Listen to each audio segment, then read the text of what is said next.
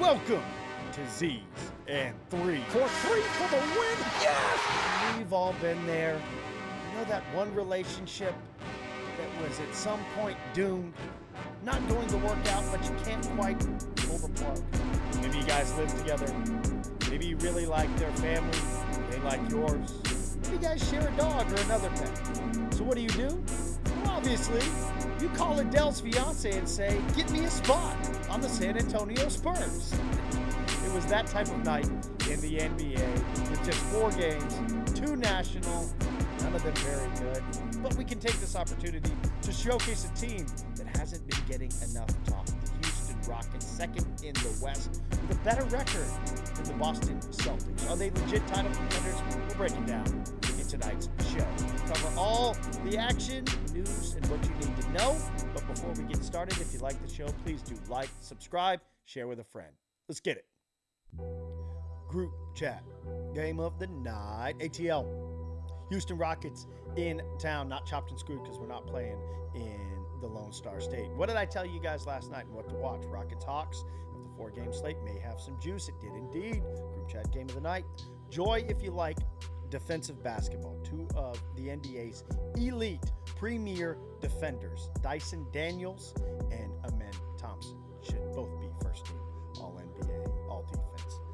The Rockets seem to have the game in the balance. It was 96-80 with 4:47 left.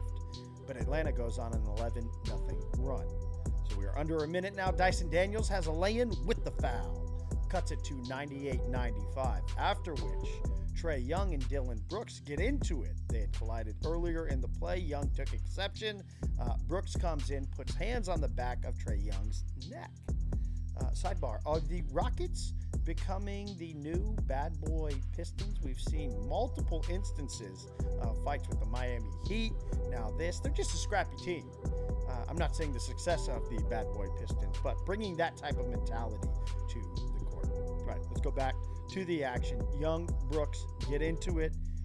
The officials have to go to the replay monitor to assess double text offsetting. So it could have been bad for the Rockets. They get bailed out, especially with the contact from Brooks. Daniels, after a long wait, makes the free throw. The Rockets go empty on the offensive end. So now 98-96, things stand. 22.5 seconds left, Hawks ball. After Trae Young falls down after the inbounds pass, calls a timeout. They have to reset. Get a great look for DeAndre Hunter, who has been scoring really well this year.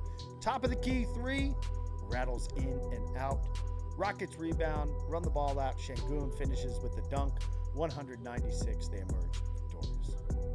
Tough ask of the Rockets with this rescheduled game. It was due to the snowstorm earlier in the season in Atlanta. Both teams playing on a back-to-back, but the Rockets on the travel back-to-back coming off a huge win against Boston. This their 4th win in a row. They started this sequence with a win at home against Cleveland. Then they go on the road to Cleveland, beat them in consecutive games. This is an NBA leading Cleveland Cavaliers team. Then win at Boston, the defending champs, and then go down to Atlanta on the travel back-to-back and beat a scrappy Hawks team that has beaten other good teams. Houston gets a day off before they face the team that is chasing them for the West race for second. They are at Memphis on Thursday. The Rockets now 32-14. They're 5.5 games behind the Oklahoma City Thunder. Can they catch them? Well, they are 6th in net rating. If you're not familiar with analytics, net rating takes your defensive rating, your offensive rating, combines it, gives you your net. They can be positive or negative. For the Rockets, they hang their hat on the defensive end. They are the 2nd best defense in the NBA behind the Thunder. The Thunder are double them in their defensive rating. Shows you how good the Thunder defense has been. But the Rockets are no shame on the defensive end. The offense has been what has limited them. They're currently 11th in offensive rating. That's why their net rating is at 6th. But what do they say? Defense wins championships. Can this team win a championship? Right now, they're better record-wise than the Boston Celtics. They have beaten their comp set, Cleveland twice, Boston once.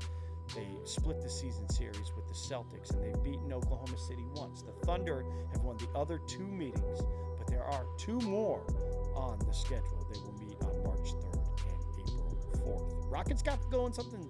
They got something going here down in H-Town. I've waved their flag. They are worth the attention. If anything, to watch Amen Thompson, he is quickly becoming a must-see player that just impacts the game in so many ways. I've said it before. He reminds me of prime Ron Artest. Alperen Şengün, there's a reason they gave him the max prior to the start of the year. He's one of the more dynamic centers in the game. And Jalen Green, he's a great scorer, and it's what they need. This is a team that has a lot of great pieces.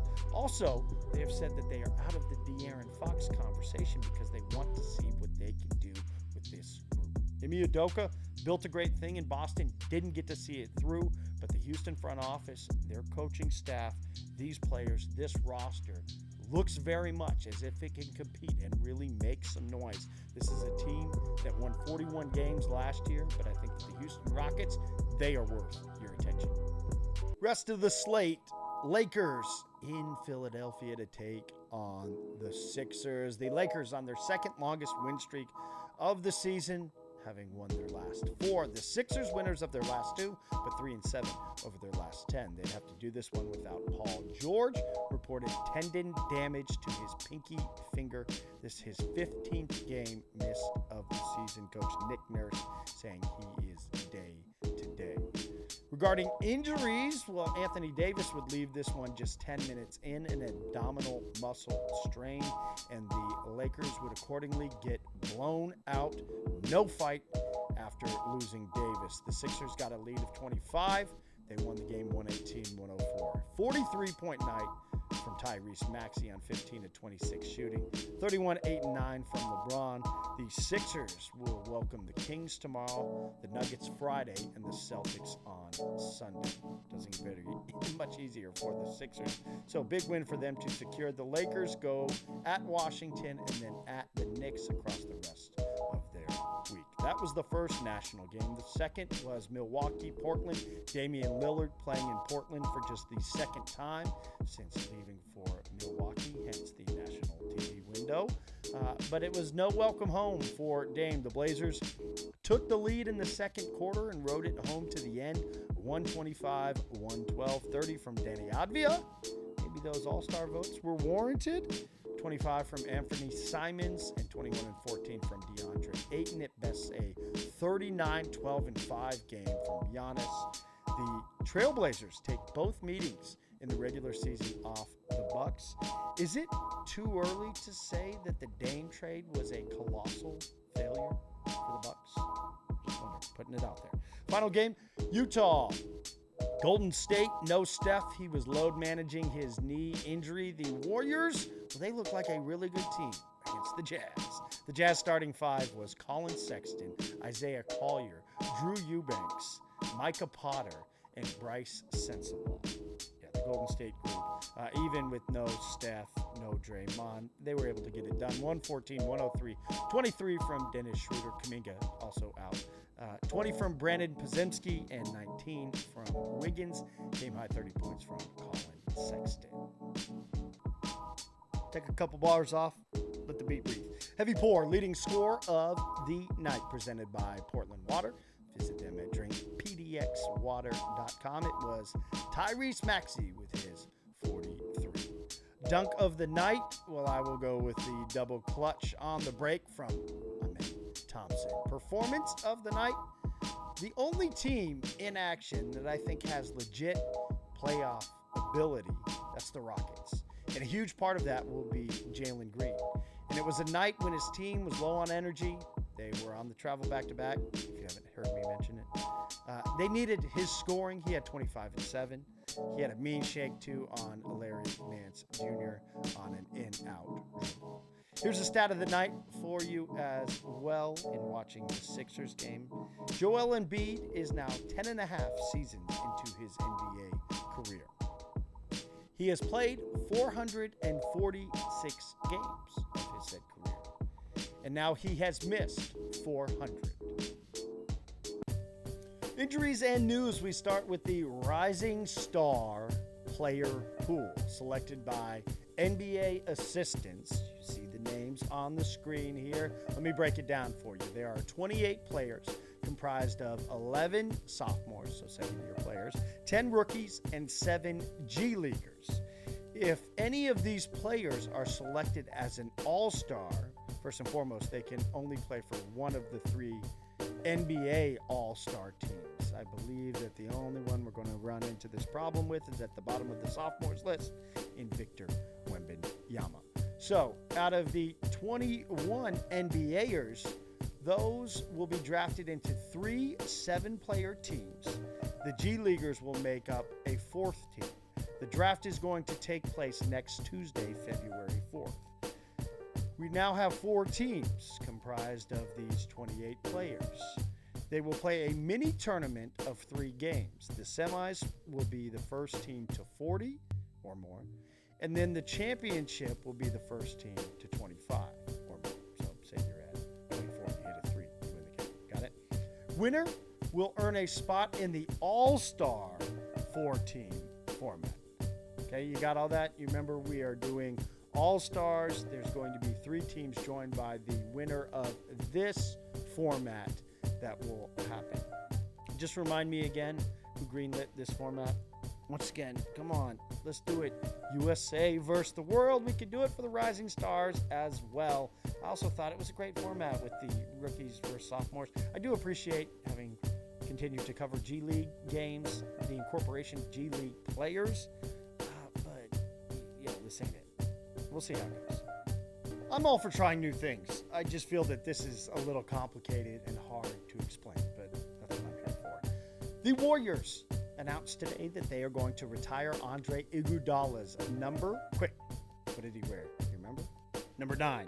19 years in the league for Iguodala with Golden State from 2014 to 19, and then finished out his career 21 to 23. A 2-time All-Defensive player, runner-up for 6th Man of the Year twice, and the 2015 Finals MVP. What he'll be most remembered for, that along with being on the wrong end of LeBron's chase down block. But first player of that Golden State era to have his number retired. Let's stay in NorCal. The Kings have said that they are open for trade business when it comes to De'Aaron Fox. He has 1 year remaining on his contract, but seems to be making it clear repeatedly he now wants out of Sacramento. We talked earlier this season when Rich Paul had descended to Sacramento and trying to get, Mike Brown status. We since saw Mike Brown dismissed, and the Kings have turned the corner. More on that in a little bit. But now, given the contractual status with just 1 year, the Kings want to walk away with something, knowing that he could just leave in unrestricted free agency. I'm leaving with something, Denzel type beat. The clutch apparatus is hard at work. Get Shams on the phone. Let's start the media apparatus talking. So here we are talking about it. 8th year player, 1/3 team All-NBA nod, a 1-time All-Star. De'Aaron Fox is currently the 39th highest paid player in the league. Makes $32 million. That is the same as Donovan Mitchell, Jason Tatum, and Bam Adebayo this season. Mitchell just got the 3-year $150, so $150 million extendo. Tatum got the 5-year $313 million extension. That had obviously all NBA kickers. That's what you can get more money through, especially from the team that drafted you if you choose to re-sign with them, which is at play for Fox. How bad does he want to get out of Sacramento? I don't think Fox is making any All-NBA teams this year. Bam Adebayo also in that comp set. He had signed a 3-year, $165 million deal. So my question, are you giving De'Aaron Fox a max deal if you're a franchise? 13th in the league currently in points per game, 25.2, 5 rebounds, 6 assists. So what does the market look like for Fox? He has said, or the reporting is that he wants to make his way to San Antonio. Has Houston roots, but that's why the Rockets have come out and said, we're good. We don't need that. We want to run it with the group that we have. Trade deadline next Thursday, February 6th. We'll see how this thing continues to evolve. House shoes. It's like roll call. Okay, so I had this whole inner debate. You can see I'm going repeats. These 990s that I wore yesterday, because I did switch it up. I had said no repeats on house shoes. So I'd gone and thrown on my pair of Royal Ones. But currently, Jordan Brand is embarking on this marketing campaign for the band ones that I think is very, very poorly done. And that is just my opinion. But yeah, I didn't want to wear Jordan ones because I put those on and I was like, man, these newbies are hitting way more in terms of comfort and style right now.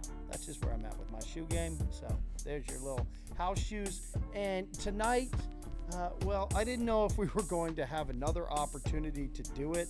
And I had been sitting on these, kind of forgot about them. So I figured, and just to show you guys that I'm actually unboxing these, we're going to do an unboxing of the De'Aaron Fox 1s. So let's take Kicks Cam and bring it up top here. Yep. So you can actually see what's going on. But yeah, I wanted to riff on the situation as well, because what do you do? You know, if you're the Sacramento Kings, you have a disgruntled superstar. Is he a superstar? De'Aaron Fox has a signature shoe. That's where we usually talk about guys that have reached that superstar status, is once they get a signature shoe. This is with Steph Curry's Under Armour imprint, the De'Aaron Fox 1 signature shoe. There you go. Look at that. That is super, super cool. The reflective box, yellow on the bottom. Yeah, y'all can see your boy 10-5. All right, so far, box good. I like that. And the reason that I knew I wanted to open these is that the colorway that they had done was a Light the Beam colorway. This purple and neon volt. Very, very cool. Now, when they announced the design of this shoe, the first thing that I was attracted to was the strap that looks like a foxtail. I think that is a super, super cool aspect of the design. The logo on the tongue is fire. I'm liking that. There you go on Kicks Cam. Yeah, these are cool. You know, I wouldn't say that I'm going to go out and necessarily buy Under Armour shoes frequently. I have never worn a pair of Under Armour basketball shoes, Steph Curry's. Don't know if there's anybody else. But, yeah, these are cool. In their design, they got this carbon on the back. It's a very firm shoe. It looks like a light shoe. Definitely feels as if you would be comfortable in this and moving around on the court. I still think that the Fox strap is the coolest aspect of the design. But definitely cool to see Steph Curry go out and get a guy and bring him underneath his umbrella at Under Armour. But this Light the Beam colorway, maybe if he gets traded, will this become a rare colorway? I don't know. I can't fault Fox for wanting out of Sacramento, especially if he says he wants to go to San Antonio. You're going from one of the most dysfunctional franchises in the NBA to one of the most, if not the most successful over the last 2 decades. A very well-run organization, and they have a superstar in Victor Wembanyama. So De'Aaron Fox, who will be an unrestricted free agent, has that within his right to say, you know what, I want to go somewhere else. They can play out the rest of this year. Where it's tough is that you have a team in Sacramento that has already dismissed their coach in Mike Brown, and they now have Doug Christie, and they are winning. They're winning ball games. Currently in the West, they sit 10th at 24-22, 7-3 over their last 10. So they could get in the mix. Now, what is the ceiling for this Kings team? They went out and signed DeMar DeRozan. Do they feel, or does Fox feel, that they are fundamentally flawed? There are many other aspects at play within the organization, especially when it comes to committing long term for a player that is entering into what will become the last large contract, most likely, of his career. I think 27 years old, but this is the big one. De'Aaron Fox once, cool. Yeah, definitely interested. And I'm glad to see more guys coming into the signature market. And like I said, very cool that Steph Curry has brought De'Aaron Fox within his brand to do such. So we wait to see how the Fox situation plays out. Will he be sporting his signature shoe elsewhere? That is it for Tuesday. It's 4-game slate, but we made lemonade. Hopefully you enjoyed it. 11 games coming your way Wednesday. There's got to be some heat in there, right? So Start out, if you like, Eastern Conference battles. Detroit against Indiana, that is 5 against 8 currently in the East standings. In Cleveland, Miami, that may be a low-key venue to watch as well. Denver, New York, Jokic, Karl Anthony Towns, 2 all-star starters at the center position for the respective conferences. They will battle in the Garden. Clippers, Spurs could be good. Victor Wembanyama, the Spurs back in action, coming back from Paris. Close out your night, Minnesota, Phoenix, a rematch of last year's first-round matchup that Minnesota swept. If you miss any of the action, as always, Season 3 has got you. Come back for tomorrow's show. If you like what we're doing here, please like, subscribe, share,